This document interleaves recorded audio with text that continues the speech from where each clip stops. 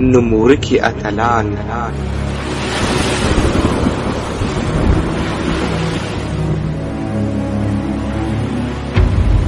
هغه اتلان چې هالیوډ موږ ته د سمندري غلو په نامه راوپېژندل. زه مجرم وم چې ارمان مې سپین قانون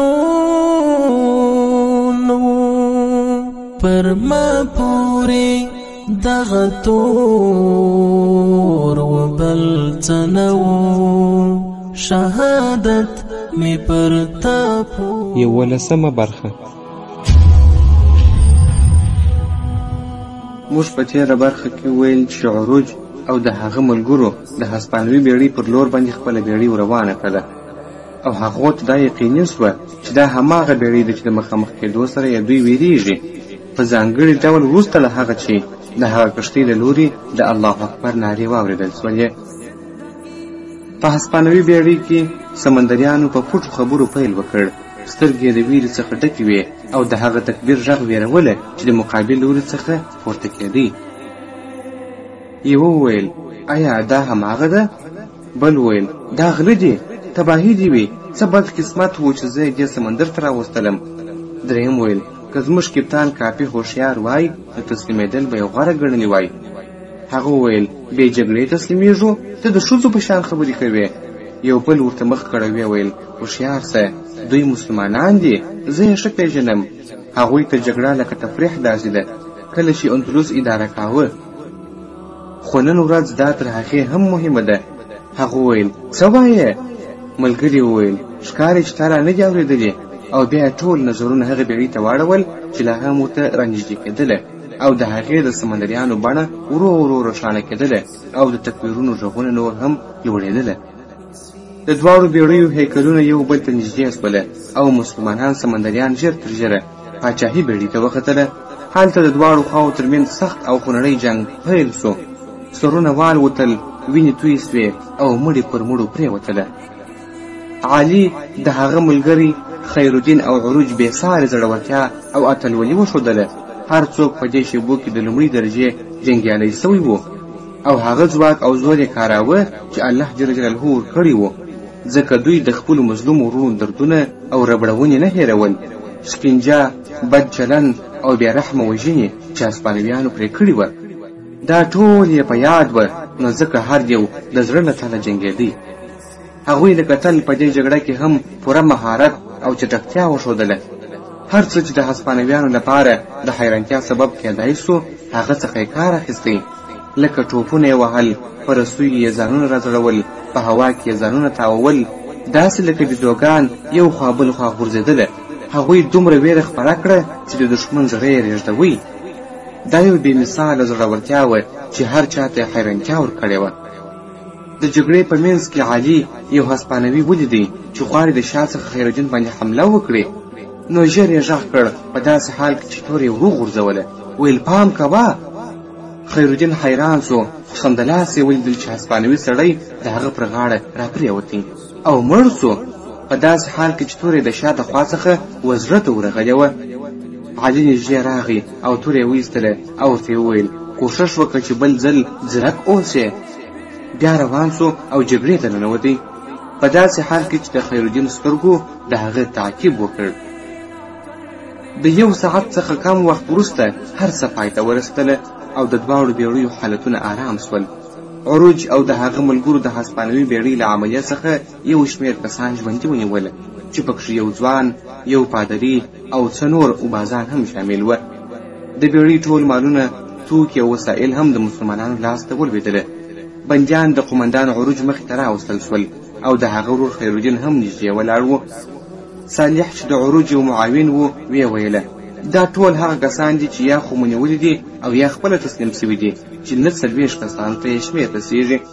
عروج یو څه شېبه هغوی ته وکتله او بیا یې وویل ستاسو د بیړۍ قومندان څوک دی؟ یو بندي اوباز ژر جواب ورکړ، ویل هېڅوک، هغه وژل سوی دی. عروج مخ صالح ته واړوي او ویې ویل صالحه یو څوک واستوه چې د هغه جسد راوباسي. هغه ویل حکم دې پر ځای، او دا نور څه په وکړو؟ عروج بیا بندیانو ته وکتل، ناڅاپه پادري ته ځیر سو او ویې ویل ته داسې ښکاري چې د دین سړی یې، آیا صحیح ده؟ پادري په ویره ځواب ورکړ ویل بلې صاحبه. یو بندي وباز ژر پوښتنه وکړه ویل آیا ته به یې ووژنې؟ عروج هغه ته یوازې یوه سخته کتنه وکړه. بې له دې چې څه ووایي بیا یې پادري ته مخ راواړوي ویل نوم دې څه دی پادري؟ هغه ویل میخاندرا. عروج صالح ته وویل پاتې بندیانو ته ښه خواړه ورکړئ، ورسره ښه چلند وکړئ او کله چې نږدې ښار ته ورسېږو هغوی د غلامانو په توګه وپلورئ. صالح وپوښتله او پادري؟ عروج ویل نه هغه ماته پرېږدئ. صالح بندیان مخکې وایستله او عروج د خپل ورور خیرالدین سره یوازې د پادري سره پاته سو. بیا عروج ورته ویل ووایه پادري ته د مسلمانانو په اړه څه پوهېږې؟ هغه ویل دا هغه قوم دی چې زموږ سره ډېر وخت تېر کړی دی، هغوی زموږ سره ګډ ژوند کاوه. عروج ویل آیا هغوی کله هم تاسو ته یا ستاسو دین ته تاوان رسولی دی؟ پادري وویل شهیدي ورکوم چې نه، بلکې هر کله نیکي کړې ده. عروج ویل نو ته څه فکر کوې نن ورځ ستاسو لخوا پر دوی باندې څه تېرېږي؟ پادري وویل موږ راضي نه یو، دا د حکومتي ځواک جبر دی. عروج ویل ښه زه به تا آزاد کړم او بیرته به جندلس ته واستوم، خو په دې شرط چې یو پیغام زما لخوا خپل پاچا فرناندو دی او که هره بلا هغه ته یې ورسوې. ورته ووایه که دی او د هغه ملګري د مسلمانانو سره ظلم بند نه کړي نو په هغه الله جل جلاله قسم چې بې له هغه بل معبود نسته زه به هسپانویان او هر څوک چې وي بیا هیڅکله پرې نه ږدم چې په دې سمندر کې کښتۍ وچلوي تر څو زه ژوندی یم. دا څه چې تر اوسه سوي دي زموږ لخوا یوازې یو ډول لوبه وه، که موږ جدي سو نو له دې ډېر مهم هم کولی سو. موږ ورته یوه میاشت مهلت ورکوو چې د مسلمانانو پر ضد محاکمې او تعقیب بند کړي، که نه زموږ ځواب به سخت وي. په الحمرا ماڼۍ کې چیرې چې هسپانویانو د عربو د واکمنۍ مرکز نیولی و، فرناندیز د عروج لیک د خپلو مشاورینو په منځ کې او د پادري په حضور کې ولوستی. ناڅاپه د خپلې چوکۍ څخه راپورته سو، په قهر یې لیک وغورځاوه. ویل دا حرامي ځان څه ګڼي؟ زموږ په څېر څوک ګواښي؟ دا چټل مورسیکي؟ د رب پر نوم قسم داسې به ورته بیړۍ واستوم چې ادب ور زده کړي لکه څنګه چې مو د هغه پلرونو ته په هسپانیا کې ادب وښودلی و. او بیا پادري ته وکتل ویل وایه پلاره خامخا به یې ستا او زموږ سړو سره بد چلند کړی وي. پادري هڅه وکړل چې جواب ورکړي خو هغه یې خبره پرېکړه ویل هو پوهېږم خامخا به یې کړی وي. د دوی په څېر خلک نه د دین احترام کوي نه ستا په څېر د مذهبي سړي حق ته پام کوي، خو پروا نسته له موږ څخه به یې مناسب ځواب ترلاسه کړي. بیا یې غږ کړ مکسیمه. یو تن ورته رنجیر سو ویل امر کوه. ده ورته ویل دا غله څو بیړۍ لري؟ او په دې وخت کې د شرم احساس سره شاوخوا وکتله. هغه کس ورته ویل یوازې یوه بیړۍ. بادشاه په حیرانتیا سره وپوښتل څه یوه بیړۍ؟ مکسیم ویل هو زما بادشاه یوازې یوه بیړۍ. بادشاه وویل بې شرمه یوه بیړۍ او دا دومره تاوانونه یې هسپانیا او د اروپا د ختیځ او جنوب ټولو بندرونو ته رسولي؟ هغه وویل دا ساده خلک نه دي بادشاه، هوښیار دي او خبره د شمیر نه بلکې د عمل او د چانس نیولو ده. فرناندیز لږ چوپ سو بیا وویل څه معنا لري؟ مکسیم وویل دا خلک تل په بحر کې نه لیدل کیږي بلکې په شمالي افریقا کې په کوم بندر کې ولاړ وي او انتظار کوي چې جاسوسان یې خبر ورکړي چې کوم اروپایي سوداګریزه بیړۍ چې له محافظت پرته د مالونو او توکو بار سره وتلې وي او بیا په هماغه مناسب وخت کې چې مشر یې پرېکړه وکړي وار کوي، ژر حمله کوي او بیا تېښته کوي مخکې له دې چې کومه مرسته ورته راورسېږي. پادشاه وویل نو د دوی هڅه دا وي چې له نظامي بیړیو څخه ځان وساتي؟ مکسیم وویل هر وخت نه، ځینې وختونه یې هم نظامي بیړۍ نیولې وي او ماتې یې ورکړې وي، خو دا هغه بیړۍ وي چې وسلې لږې او سرتېر کم ورسره وي. بادشاه وویل کمزوري فرصتونه کاروي. بیا له چوکۍ پورته سو او د تالار منځ ته ولاړی. ویل سمه ده. او مکسیم ته یې وکتل او ویې ویل وبه ګورو چې څنګه ځواب ورکوو، ما ته د بحري ځواکونو قمندان راولئ. هلته بیا د سمندر په منځ کې د عروج بیړۍ د مدیترانې پر ارامو او چوپو څپو روانه وه او د بیړۍ پر سر ټولو د ماپښین لمونځ په جماعت سره ادا کاوه، پرته له هغو څو تنو چې د ساتنې دنده یا د بیړۍ د چارو څارنه یې کوله. خو امام په خپله عروج و. د لمانځه تر پای ته رسېدو وروسته علي د خیرالدین تر څنګ ولاړ و. دواړو یو بل ته لاس ورکړ خیرالدین د علي لاس ټینګ ونیوی او مسکی سو، په داسې حال کې چې حیران و. ویل فرصت پیدا نه سو چې له تا څخه مننه وکړم پر هغه څه چې تا زما لپاره وکړل. علي وویل کوم شی؟ دا خو جنګ دی، شکر نه غواړي. بیا خو موږ په یوه اړخ کې یو او باید یو د بل سره مرسته وکړو. خیرالدین بربروس وویل رښتیا دې وویل او له هر حاله زه به ډېر خوښ سم که ملګري سو، البته که ته راضي یې. علي وویل دا زما لپاره ویاړ دی ښاغلی خیرالدینه. خیرالدین وویل ته د اندلس د کوم ښار یې؟ علي وویل د غرناطې. آیا ته هلته بلد یې او یا که دې لیدلې ده؟ بربروس وویل خواشینی یم، فرصت مې پیدا نه کړ، خو کیسې مې اورېدلې دي او د هسپانویانو سره د هغې وروستۍ جګړې کیسه مې هم اورېدلې ده. هغه ورځې تېرې شولې. علي وویل ته د هغه ورځو د بېرته راګرځېدو هیله نه لرې؟ بربروس وویل زه چمتو یم چې د خپل پاتې عمر هره لحظه د همدې لپاره قرباني کړم. خیرالدین چوپ سو او علي ته یې ژور وکتل. علي بیا وویل په اجازه دې باید په خپل کار پسې ولاړ شم. خیرالدین بربروس ورسره ولاړ شو او ویې ویل ستا څه کار دی؟ علي وویل په پخلنځي کې یم، د پخوونکي سره مرسته کوم. خیرالدین وویل داسې نه ښکاري چې دا دې اصلي ځای وي. علي په مسکا وویل ژوندون تل هغه څه نه راکوي چې غواړو یې، نو انسان باید صبر ولري. بربروس وویل رښتیا ده علي. علي وویل باید ژر لاړ سم مخکې له دې چې ملګري مې له ما څخه ورک سي. السلام علیکم. خیرالدین ورته ځواب ورکړ ویل وعلیکم السلام او ورپسې ویې کتله لکه خپل رور ده هم دا حس پیدا کړ چې باید پوه سي چې له چا سره دی.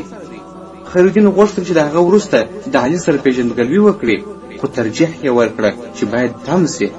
شاید هغه شک چې د هغه د ژغورنې په وخت کې ورته راغلی و بې اساسه وي، خو اوس چې یقیني سو نو پخپله ورنږدې سو. لکه څنګه چې وایي د سړو پیژندل خزانه ده او دا هغه خزانه ده چې هغه ورته اړتیا لري، که د خپل رور سره وي او یا بې له هغه.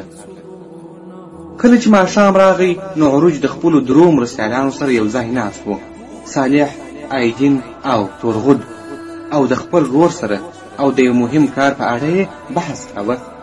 تورغود ویل زما په اند جربه غوره ده. عروج ویل ولې جربه؟ تورغود ویل یو څو دلیلونه شته. اول دا چې د تونس د ساحل سره نږدې ده، چیرې چې د حبسي سلطان محمد بن حسن واکمني ده، او زه کولی شم په یقین سره ووایم چې هغه اوس چمتو دی چې موږ ته ځای راکړي څو موږ د خپلو جنګي ځواکونو برخه وګرځوي یا لږ تر لږه زموږ وفاداري ترلاسه کړي تر څو خپل نفوذ نور هم پراخ کړي. دوهمه دا چې دا جزیره د افریقا او اندلس د ساحل ترمنځ پرته ده او دا کار به موږ ته اسانه کړي چې که مو غوښتل هر وخت د اندلس یا د فرانجې بندرونو څخه پر روانو بېړیو باندې حمله وکړو. دریم دا چې د جربې او نورو افریقایي ساحلي سیمو خلک زموږ د بریاو په اړه خبر سوي دي او اوس موږ د اسلام رښتونې څهره ګڼي، نه هغه څوک چې پر تختو باندې ناست دي، او دا کار یې زموږ سره نوره مینه هم زیاته کړې ده. او بالاخره دا چې جربه د هغو اندلسي مورزقي مسلمانانو اصلي پناه ځای دی چې د هسپانویانو د ظلم او استبداد څخه تښتېدلي دي، نو دا ځای زموږ لپاره یو مهمه پوهنیزه او نظامي اډه کېدای سي چې هلته به د سړو وسایلو او خوړو څخه هر څه ترلاسه کړو. عروج ورته ویل ښه ده، دا یو مناسب نظر ښکاري. بیا یې نورو مرستیالانو ته نظر وکړ ویل ستاسو څه نظر دی؟ خو هیڅ چا جواب ورنه کړ، ښکاري چې ټول موافق وه. عروج ویل ښه، نو که د خدای جل جلاله خوښه وه د الله جل جلاله په برکت سبا ته به ته ای صالحه د حبسي سلطان حضور ته ولاړ سې او دا موضوع به ورته وړاندې کړې. ورونو، حفصه یو مشهور نوم دی چې دواړه شکلونه لري، د ښځو لپاره د نوم په توګه او همداراز د تاریخي شخصیتونو په لقب کې راځي. نو السلطان الحبسي محمد بن الحسن، هلته الحبسي د یو تاریخي سلطنت لقب دی، نه د ښځینه نوم. نو د الحبسي نسبت دی د حبسي سلطنت ته، کوم چې د شمالي افریقا په سیمه کې په ځانګړي ډول تونس کې شاوخوا د 14مې پېړۍ څخه تر 14مې پېړۍ پورې حاکم و. دا نوم د یو عرب واکمن ابو حفص عمر بن یحیی څخه اخیستل سوی دی چې له هغه څخه وروسته یې نسل ته حفصیان ویل کېدله او هغوی یو خپلواک سلطنت جوړ کړ. په هر صورت عروج صالح ته وویل چې ته سلطان ته ورسه، خو ته ای تورغوده زه غواړم چې ته ځان سبا ته د اندلس سفر ته چمتو کړې، څو زموږ لپاره د هغوی حالاتو ته غوږ ونیسي، ځکه زما زړه راته وایي چې هغوی د خپلې شاهي بیړۍ له تباهۍ وروسته زموږ لپاره کومه دسیسه جوړوي. هغه وویل یوازې ولاړ شم؟ عروج وویل نه، بلکې زموږ ورور خیرالدین به هم درسره وي. په دغه وخت کې یې د ورور په اوږه باندې لاس کېښودی. ویل ستا څه نظر دی ځوانه؟ خیرالدین ور غبرګه کړله. ویل د الله په برکت، خو آیا کولی سو یو بل کس هم د ځان سره بوزو؟ تورغود وویل بل کس؟ ته فکر کوې چې موږ د سیل لپاره روان یو؟ موږ د دښمن خاورې ته روان یو. خیرالدین وویل خو دا به یو هوښیار کار وي که له ځان سره یو داسې کس بوزو چې د اندلس سره تر ما او تا زیات بلد وي. عروج ویل هغه څوک دی؟ خیرالدین ځواب ورکړ علي الاندلسي. تورغود په حیرانتیا سره ویل هغه د پخلنځي هلک؟ خیرالدین ویل که تا هغه په وروستۍ جګړه کې لیدلی وای چې څنګه یې جګړه کوله نو دا سپکه خبره به دې نه وای کړې. تورغود وویل رښتیا دې وویل، زه هم شاهدي وکوم چې که څه هم هغه ځوان دی خو یو تکړه جنګیالی دی.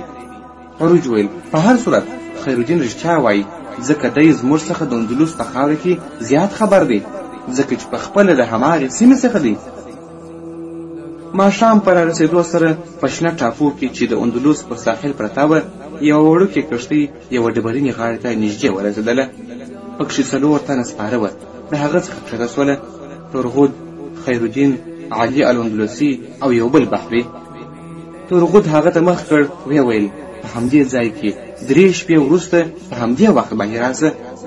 هغه ځواب ورکړ پوه سوم، ستا حکم یې ومنئ. تورغود نورو ته وکتل او ویې لیدل چې علي په چوپتیا ځای څېړي. بیا یې ورته ویل ډېر مې په یاد دي، ډېر هېڅ مې نه و سوچ کړی چې داسې ژر به دلته وګورمه. تورغود وویل ډېر فکر مه کوه، راځه چې تر رسوا کېدو مخکې ولاړ شو. هغوی د ونو د منځ څخه د یوې لوړې غونډۍ سر ته پورته سوله. خیرالدین پوښتنه وکړه زموږ لومړۍ موخه چیرې ده؟ تورغود ځواب ورکړ ویل لومړی به د ټاپو وروستي خبرونه راوټاکو، بیا به بل څه ګورو. د غونډۍ لاندې یوه کلي ته ورسېدله. د کلي په کوڅو کې د هر چا څخه تېرېدل او بالاخره د یوه کور مخې ته ودرېدله. تورغود دروازه 2 وارې وټکوله. څو شېبې انتظار وکړ. د کور زاړه کوربه جانزالیس دروازه خلاصه کړله. جانزالیس په مسکا راغی، ویې ویل ای ورونو ښه راغلاست. تورغود یې سلام وکړ. سلام علیکم پخوانی ملګری. هغه ځواب ورکړ علیکم السلام ورحمت الله وبرکاته، څنګه یاست؟ نور څوک در سره دي؟ تورغود وویل ملګری مې یې، ستا حالت څنګه دی؟ جانزالیس وویل الحمدلله خیرت دی. دوی په کور کې یوې خونې ته ولاړه چې د عربي اسلامي دود سره جوړه وه. جانزالیس هر یوه ته یوه پیاله چای ورکړې او بیا یې وروسته وپوښتل څنګه یې تورغوده، کیسه کوه؟ تورغود وویل زه خوشحاله یم جانزالیسه. جانزالیس وخندل، ویل زه لا تر تا خوشحاله یم. څنګه دې د ټاپو حال ولې دومره ژر راغلې؟ او لومړی دې دغه دواړه ځوانان راته وپېژنه چې ما لا نه دي پېژندلي. تورغود ویل دا خیرالدین دی د قبطان عروج ورور، او علي الاندلسي زموږ زړورو سمندریانو څخه دی. بیا یې ملګرو ته ویل دا جانزالیس دی زموږ د استوګنې تن، یو وفادار مستعرب او د ټاپو یو معتمد کس. جانزالیس علي ته وکتل او پوښتنه یې وکړه ته د کومې کورنۍ څخه یې؟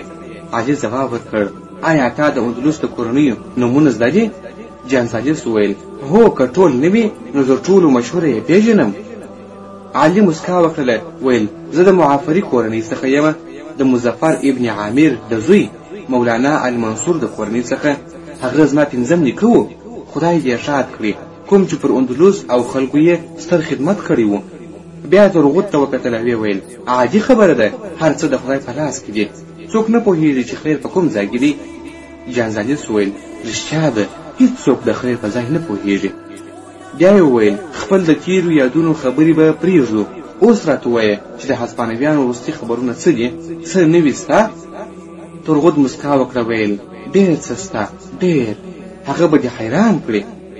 هلته بیا په تونس کې کوم ځای کې چې د سلطان الحبسي د سلطنت ماڼۍ موقعیت لري، یوه شانداره ودانۍ چې اسلامي معمارۍ او اندلسي نقشونو او ختیځو قوسونو ښکلې کړې وه، هلته سلطان د پاچاهۍ د ټول فخر سره د ماڼۍ په یوه دهلیز کې د صالح سره روان و چې د عروج د لوري استول سوی استازی و. خو د ماڼۍ په هغه بل طرف کې د همدغې سلطنتي ماڼۍ یو سړی 3 کسانو ته ولاړ دی چې چار چاپېره ترې د سلطنت ښایست او بډایوالی ښکاري. او هغوی آرام ناست دي. لومړي سړي پوښتنه وکړه ته ډاډه یې له دې خبرو څخه؟ هغه ځواب ورکړ دا خبره ما له همدې غوږونو څخه اورېدلې ده ای زما مولا. هغه لږ چوپ سو، د نورو سره یې سترګې واړولې، بیا یې د سرو زرو ډکه یوه بوجۍ راواخیستله او ورته یې وغورځوله. ویل موږ د خپلو خبرونو څخه مه محرومه وه. چې د باندې راووتی دویم سړي ورته ویل دا هماغه څه دي چې زه ترې وېرېدلم. د هماغه وخت څخه چې ما اورېدلې وه دی دا غله ستایي او د دوی د کارونو سره مینه لري. لومړي کس ویل ما هېڅکله دا فکر نه و کړی چې دی به دومره بې احتیاطي وکړي چې جربه ټاپو یې ورته ورکړه تر څو له هغه ځایه پر هسپانویانو بریدونه وکړي. دویم په حیرانتیا سره ویل زما دې د کعبې په رب قسم وي چې دی خامخا لیونی سوی دی. نه پوهېږې چې دا کار یې د دولت او د ځان لپاره څومره خطرناک دی؟ نه پوهېږې چې د هسپانویانو سره جګړه څه معنا لري؟ هغه د کوټې منځ ته راغی او د میوو څخه یې یوه میوه راواخیستله. لومړي ورته ویل خبره یوازې د هسپانویانو نه ده، که همدومره وای ساده وه، خو دی له دې سره ټول اروپایان خپل دښمنان ګڼي ځکه عروج هیڅ یو اروپایي نه پرېږدي. بیا یې ورته وکتل ویل نو ته څه نظر لرې؟ دویم سړی چوپ سو، بیا سترګې د دریم لوري ته واړولې. هغه هم چوپ و. لومړي سړي ورته ویل راځه موږ ته د ابوالعلا خبره وکړه، ته څه وایې ای سړیه؟ هغه ویل زه فکر نه کوم چې ستاسو له زوی محمد هغه کار ته حل ولټوو چې کړی دی او غواړي ویې کړي. هغه ورنږدې سو او ورسره کښېنستی. ویل ته څه فکر لرې؟ هغه بل کس ورته ویل ستا نظر ته پام کوم، هغه مې پوښتنه ده. لږ شېبه چوپ سو، بیا ویل والله زه ګورم چې هغه بالکل سم کار کړی دی، ځکه اندلس خو همداسې له منځه ولاړی چې موږ خپل دین پرېښودی، بیا مو یو بل ته مرسته نه وکړله، نو الله جل جلاله هم له موږ څخه مرسته بنده کړه او اندلس مو د لاسه ورکړ. لومړي سړي ورته ویل برباد سې ای ابوالعلا، ته ګمان کوې چې دا وړه ډله لکه عروج او یاران به یې څه کولی سي د اروپایانو پر وړاندې؟ ابوعلا ځواب ورکړ زموږ دنده نه ده چې بریا ترلاسه کړو، بلکې موږ ته امر سوی دی چې هڅه وکړو، نتیجه خو یوازې د خدای جل جلاله په حکمت پورې اړه لري چې هغه پرې پوهیږي. ځکه الله جل جلاله فرمایي بسم الله الرحمن الرحیم قال الذين يظنون أنهم ملاقو الله كم من فئة قليلة غلبت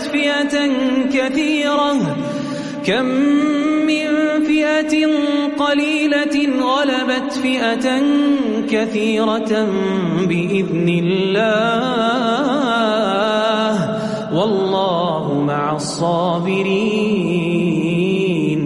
ډېر وخت یو کوچنی لښکر پر لوی لښکر باندې د الله تعالی په اجازه باندې بریالی سي، او لکه څنګه چې د اوبو یو څاڅکی دوامداره پر یو ډبره باندې راولویږي نو هغه سخته ډبره به ماته کړي. دویم سړي ورته ویل داسې ښکاري ته هم د دې کار پلوی یې؟ هغه وویل دا کار زما د خواهش پر اساس نه دی، دا د خدای جل جلاله دین دی، او څومره چې تا د خپل دین سره زیان منلی دی هماغومره به الله جل جلاله تا ته غنیمت درکړي. نتیجه د هغه چا ده چې حق لري او پر الله جل جلاله توکل کوي. هغه دواړه چوپ سول او د ابوعلا خبرې یې له ژور فکر سره واورېدلې. بیا یې وویل خو هر څه چې وي ډېر کلونه به تېر نه سي چې حالت به بدل سي، او دا کسان به وتوانیږي چې خپل دنیوي زهر د سلطان په فکرونو کې نه باسي، او اداره به یې د عروج او د هغه د ملګرو پر ضد وسپړي، د ملاتړي څخه به مخالف ته واوړي یا ووایي چې د هغوی د بریاو له امله به وډار سي.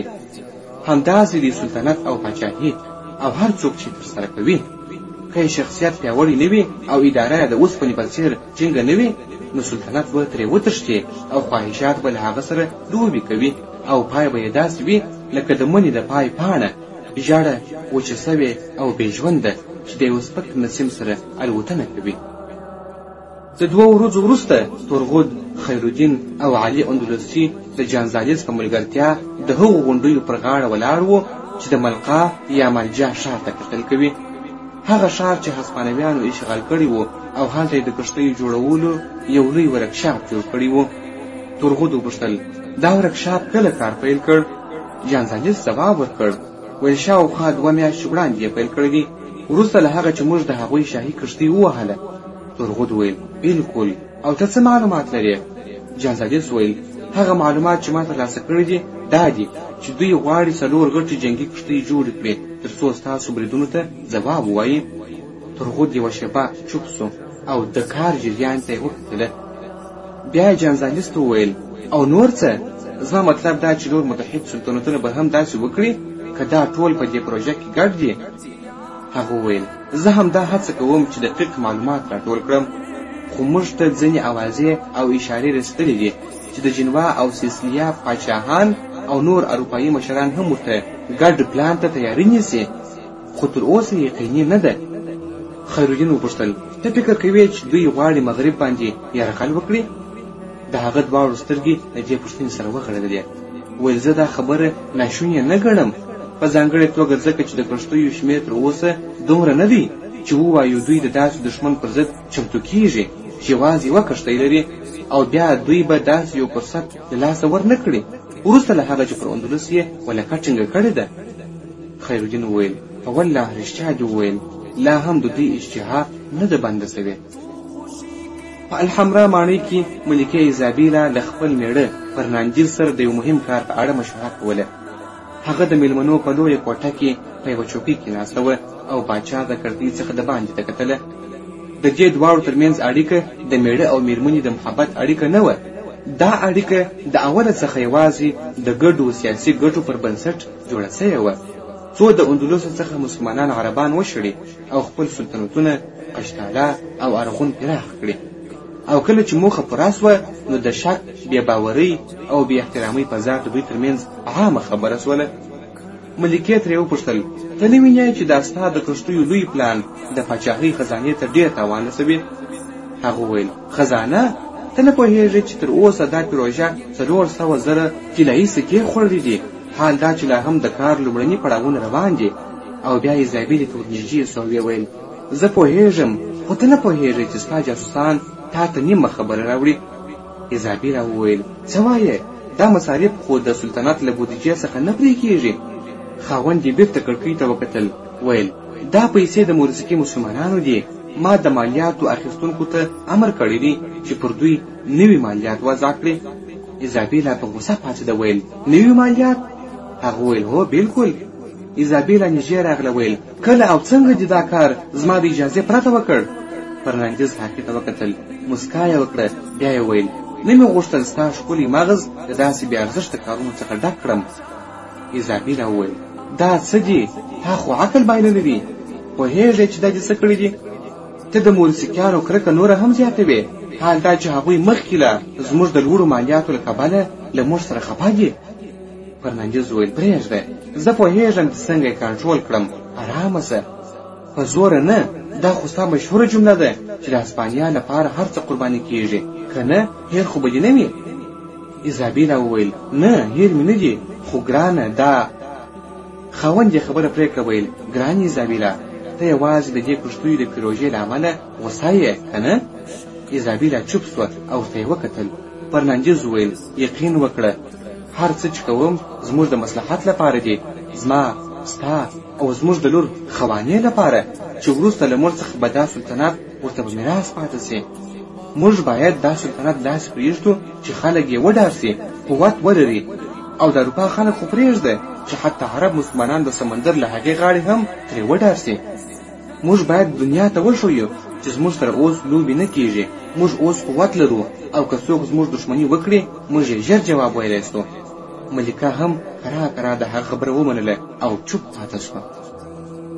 هلته بیا ترغود او صالح بیرته د عروج سره وکتله او یوازې په یوه جلا خونه کې چې د جربا د جزیرې د یوه کلا له خونو څخه وه او د سمندر پر خوا یې د کتلو ځای درلودی، دوی سره ناست وه، چیرې چې د عروج بیړۍ هم لنګر اچولی و. ترغود د اندلس د ساحلونو یوه نقشه وښودله او داسې وویل دلته او دلته او همداشان دلته 3 ځایونه دي، ښکاري چې دوی یو ستر سمندري ځواک جوړوي. تر اوسه خو ښکاري چې 4 بیړۍ دي، خو د وسایلو، سرتیرو او موادو شمیر دا نه ښیي. بیا یو شیبه چپ سو او نقشې ته ځیر سو، ویل صالحه ته څه وایې؟ هغه ویل کېدای سي دا یو چل وي. ترغود ویل چل؟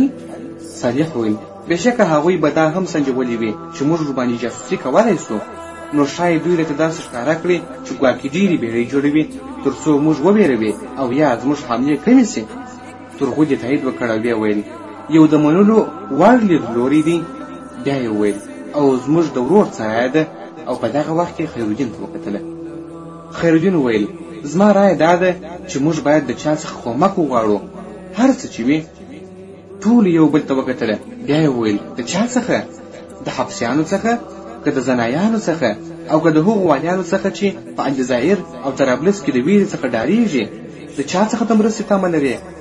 خیرالدین بربروسا ورته وویل دښتې په لټه کې دی د عمر مختار، بحر مو غواړي هم بربروسا سالار، په لر او بر یې رپول غواړي ظلمو، سپینه جنډه مو خپرول غواړي ظلمو، دا اسلامي برم ساتل غواړي ظلمو، تیر عظمت بیا احیا کول غواړي ظلمو، دا قرباني او د ایثار په جذبه بیا پس پنځ پیڅلې مسیر تلل غواړي ظلمو.